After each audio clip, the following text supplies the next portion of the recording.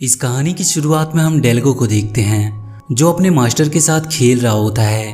तभी कहानी में हमें बताया जाता है कि झमोरा की धरती पर विनम्र लोकनी शांति से रहते थे और वहीं दूर बादलों में रहने वाले पंखों वाले नोरीन की भूमि बंजर हो गई। अपने लोगों के लिए चिंतित नोरीन के राजा ने स्काउट्स को भेजा एक नया घर खोजने के लिए। उनकी खोज ने उन्हें झमोरा ले आई जहां लोकनी ने उनका स्वागत किया। नोरीन के राजा ने लोकनी को ना छोड़ने की कसम खाई और अपने बचे लोगों के साथ वो वहां पर बस गए। नोरीन के राजा ने अपनी छोटी बहन सेडिसा को भी वहां बुला लिया। पर कुछ दिनों के बाद नोरीन को जमीन की कमी पड़ने लगी तो सेडिसा ने लोकनी से जमीन की और मांग की, लेकिन इस बार लोकनी ने उन्हें जमीन देने से मना कर दिया। तो इस बात से गुस्सा होकर सेडिसा ने लोकनी पर हमला कर दिया। उनके गांव उन्होंने तबाह कर दिए और वहां के अनेक लोगों को मौत के घाट उतार दिए। और इस प्रकार नोरीन और लोकनी के बीच नफरत पैदा हो गई। अपनी बहन सेडिसा के इस व्यवहार से राजा काफी दुखी होता है और उसे शाही परिवार से निकाल देता है। पर उसकी बहन अपने भाई से बदला लेने के लिए उसकी पत्नी को मार देती है। और जैसे ही सेडिसा अपने भाई को मारने जाती है, राजा की छोटी बेटी रोने लगती है। उसके रोने की आवाज सुनकर राजा जाग जाता है और अपनी बहन को वो रंगे हाथों पकड़ लेता है। इसके बाद राजा अपनी बहन सेडिसा को नोरीन के कानून के अनुसार राज्य से निकाल देता है।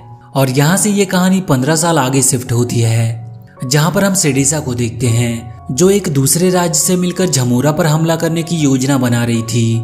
सेडिसा उन लोगों को झमोरा राज्य के खजाने का लालच देकर वहाँ की रानी बन जाती है और मौका पाकर उन लोगों को भी मार देती है। इसके बाद हम कहानी के मेन कैरेक्टर डेल्गो और उसके दोस्त फिलो को देखते हैं जो आपस में रेस लगा रहे थे।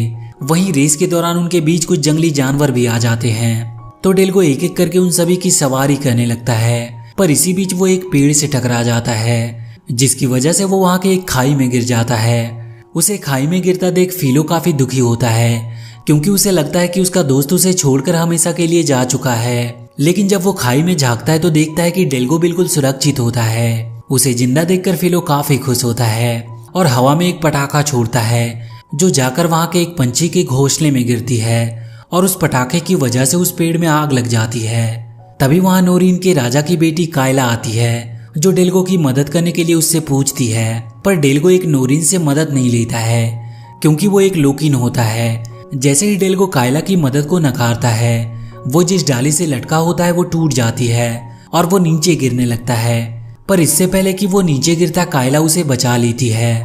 जब कायला डेल्गो को ऊपर लेकर आती है तो उसी समय उसके मॉम द्वारा दिया गया उसका नेकलेस गिर जाता है और तभी वहां पर नोरीन का जनरल बोगाडस आ जाता है। उसे लगता है कि वो दोनों राजकुमारी कायला को नुकसान पहुंचाएंगे, इसीलिए वो उन दोनों को मारने की कोशिश करता है।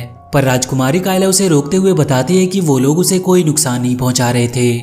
इस पर बोगाडस राजकुमारी को कहता है कि लोकनी सिर्फ हिंसा को समझते हैं। तो राजकुमारी कायला उसे डांटती है और वहां से चली जाती है। इसके बाद हम नोरीन के राजा को देखते हैं जो अपनी बेटी कायला को समझाता है कि वो दूसरों को कैसे बॉर्डर का सम्मान करने को कह सकता है जब उसकी खुद की बेटी उसकी बातों का सम्मान नहीं करती। तो कायला अपने डैड को समझाती है कि उसे उसकी जरूरत थी। कायला के डैड उसे समझाते हैं कि अभी उसकी हालत बहुत नाजुक है, लोकनी अभी भी उनसे नफरत करते हैं और वो उन्हें कोई नुकसान भी पहुंचा सकते हैं। इस पर कायला राजा से गुस्सा होकर वहां से चली जाती है। और इसके बाद हम डेल्गो को देखते हैं जिसे उसका मास्टर मार्ले स्टोन को कंट्रोल करना सिखा रहा था, लेकिन वो स्टोन पर अच्छी तरह से कंट्रोल नहीं कर पा रहा था। इसीलिए उसका मास्टर उसे समझाता है कि तुम्हें स्टोन को कंट्रोल करने के लिए तुम्हें उस पर फोकस करना होगा। इसके बाद मास्टर मार्ले डेल्गो को एटोक के फ्लावर के पास ले जाता है और इसके बाद मास्टर डेल्गो को बताता है कि वो स्टोन पर जबरदस्ती कंट्रोल नहीं करता, वो उन्हें आजादी देता है और इसीलिए वो उसके हार्ट से जुड़ जाते हैं और इसी की वजह से वो उन्हें कंट्रोल कर पाता है। और यदि तुम इसे कंट्रोल करना चाहते हो तो तुम्हें सबसे पहले उन्हें फ्री करना पड़ेगा। इसके बाद हम नोरीन के सैनिकों को देखते हैं जो जुआ खेल रहे थे। तभी वहां पर लोकनी आ जाते हैं जो नोरीन के सैनिकों पर हमला कर देते हैं। वो उन पर हमला इसीलिए करते हैं क्योंकि बोगाडस और उसके साथियों ने उनके लड़के डेल्गो और फिलो पर हमला किया था। इस बात को लेकर वो जनरल राजा के पास जाता है और उनसे न्याय की मांग करता है और वो कहता है कि लोकनी अगर युद्ध चाहते हैं तो हम युद्ध के लिए तैयार हैं। पर राजा कहता है कि उन्हें युद्ध नहीं करनी चाहिए बल्कि उन्हें अपने लोगों की रक्षा करनी चाहिए। इधर राजकुमारी कायला अपनी मॉम का खोया हुआ नेकलेस ढूंढ रही होती है। तभी पीछे से एक ड्रैगन उस पर हमला करने के लिए आता है, पर तभी वहां पर डेल्गो आकर उस ड्रैगन को मार भगाता है। उसके बाद वो दोनों आपस में बात करने लगते हैं और वो दोनों वहाँ पर एक दूसरे को अपने बारे में बताते हैं। वहीं कायला डेल्गो को बताती है कि उसने अपनी माँ का नेकलेस खो दिया। काफी देर बात करने के बाद कायला वहाँ से चली जाती है क्योंकि उसके पिता उसका इंतजार कर रहे थे। जाने से पहले डेल्गो कायला से कहता है कि मैं कल तुम्हारा नेकलेस ढूंढ कर लाऊंगा, क्योंकि डेल्गो को वो नेकलेस पहले ही मिल चुका था। और इसके बाद हम नोरिन के एक सोल्जर बोगी को देखते हैं जो सेड्सा से मिलने जाता है। दरअसल वो सेड्सा से मिला होता है, वहीं गिडी बोगार्डस से बात कर रहा होता है और वो भी बोगी का ही साथी था। बोगी और गिडी दोनों मिलकर बोगार्डस को फंसा देते हैं, तो राजा बोगार्डस को कैद करने का आदेश देता है। और इसके बाद हम बोगी को देखते हैं जो लोकनी के इलाके में जाता है और उनके पाठशाला को तबाह कर देता है।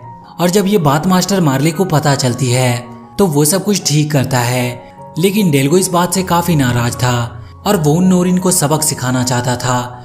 लेकिन मास्टर डेल्गो को समझाता है कि हर बार लड़ाई ही सब कुछ का हल नहीं होता। मार्ले कहता है कि उसका मास्टर एक महान योद्धा था, वो उन्हें युद्ध के जीत की ओर ले जा सकते थे, लेकिन उन्होंने युद्ध को ना करके बच्चों को सेफ रखा। पर इस बात से डेल्गो जरा भी खुश नहीं होता है और वो वहां से चला जाता है। इसके बाद हम सेड्सा को देखते हैं जिसके पास जनरल बोगी जाता है और वो दोनों राजकुमारी कायला को किडनैप करने का प्लान बनाते हैं। इधर कायला डेल्गो से मिलने की तैयारी कर रही होती है और जैसे ही कायला महल से बाहर जाती है जनरल भी कायला के पीछे जाता है।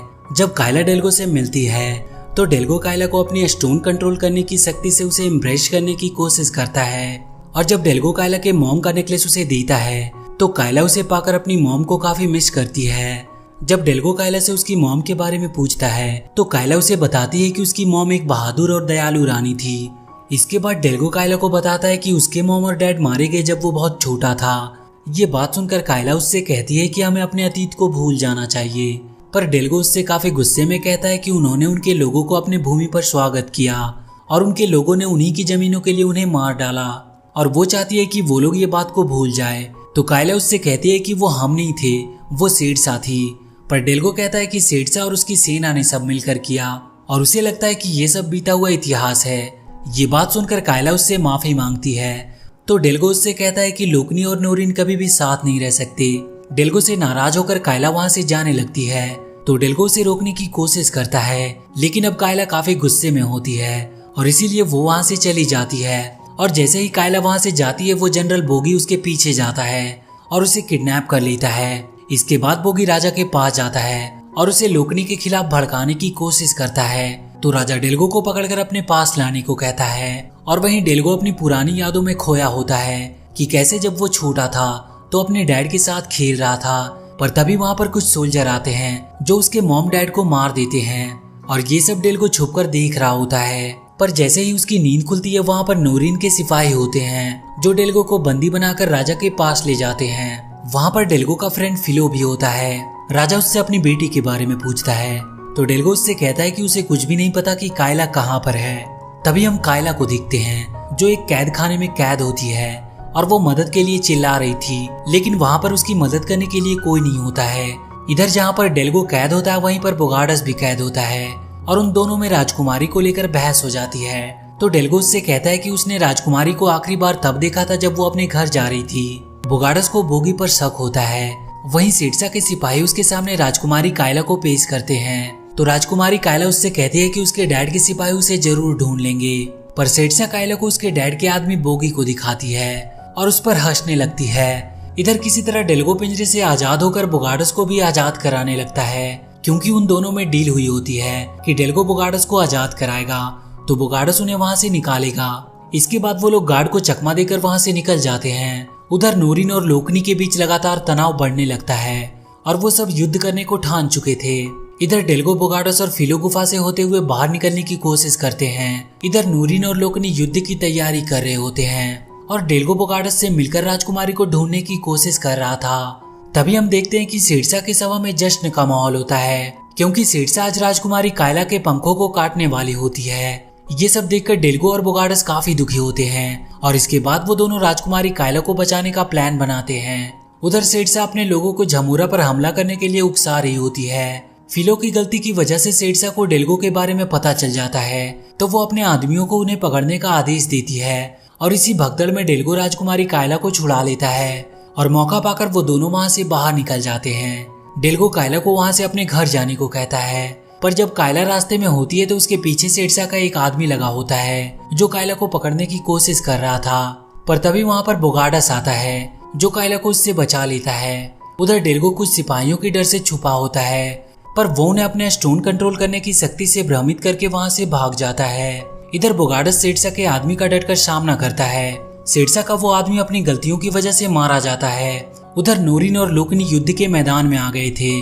वो युद्ध का बिगुल सुनते ही एक दूसरे पर आक्रमण कर देते हैं। नोरिन और लोकनी के बीच एक घमासान युद्ध होता है। इधर सेड्सा अपने आर्मी के साथ युद्ध के लिए आ रही होती है, जो सीधे नोरिन के राजा के पास जाती है और उन्हें बंदी बना लेती है।